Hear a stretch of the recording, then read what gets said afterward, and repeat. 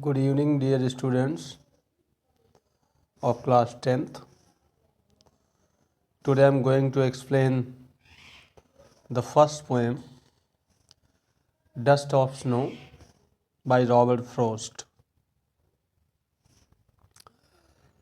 First of all, I would like to introduction of this poem. The poem Dust of Snow by Robert Frost is a simple and short poem, yet with a deeper and larger meaning. The poet explains how an act as petty as experiencing snow on one's body can brighten one's day up. The message of the poem is put into words by Robert Frost. Always, always a larger significance. A little thing touches a larger thing. Now, dear students, explanation of this poem. The first stanza. The way a crow shook down on me the dust of snow from a hemlock tree. Shook means shake, dear students, means Helana. Hemlock, a poisonous tree with a small white flowers. Dhatura. The poem is set in a scene where the poet is in a bad mood and is walking by a tree, a hemlock tree. Hemlock tree is a poisonous tree. As he passes by, a crow happens to throw some snow dust on him. Whether it falls on his head or shoulders is unknown, as there is no specific mention in the poem. Also, the readers are left in doubt about the bird's specific action. Whether the crow was landing, shivering with cold, readjusting itself on the branch, or taking off, it happened to send some particles of snow upon the author. Here, the two agents of nature, the hemlock tree and the crow. These are the agents of nature, are signifiers of sadness and gloom, disappointment, just like the poet's mood was in the opening scene. That means the, the two agents of the nature, dear students, signifies of sadness and gloom. Gloom means depression or disappointment or dejection.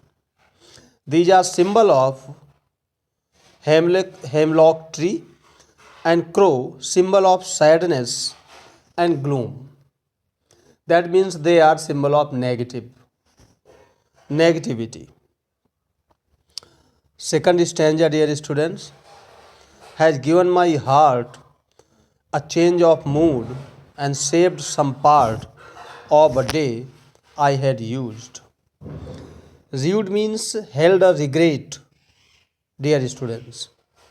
The last line of a day I had rued. For reason unknown, the author was having a terrible day. That means he was disappointed. But the falling of the snow on his head lifted his mood instantly, changed his mood instantly, immediately. He had already spent his day in a bad mood, but the rest of it was saved by the crow for wasting. And the hemlock tree, generally, hemlock tree and crow are used for negative references but the poet used them beautifully to portray that inauspicious things can bring joy. Inauspicious means, beta, dear students, bad.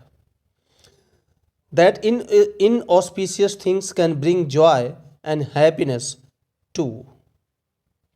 One must not take things for granted and should be open and accept whichever way the nature chooses to bless us. This is the second stanza. Explanation, dear students. The last stanza. Now literary devices, rhyming scheme A B A B C D C D. In first stanza, alliteration, the occurrence of the same letter or sound at the beginning of the adjacent or closely connected words. Example, the instances of alliteration are as has given my heart. This is the first example. Has and H sound repeated here.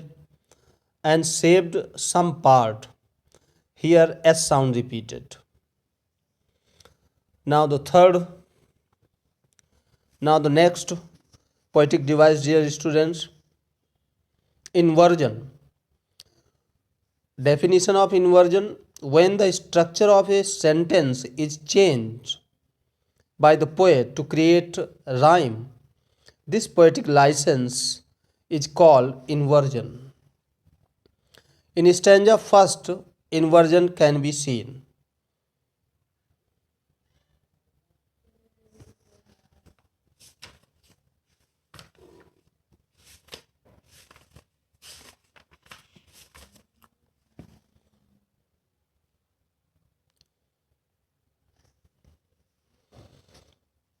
Now, next poetic device, dear students, assonance, ASSONANCE.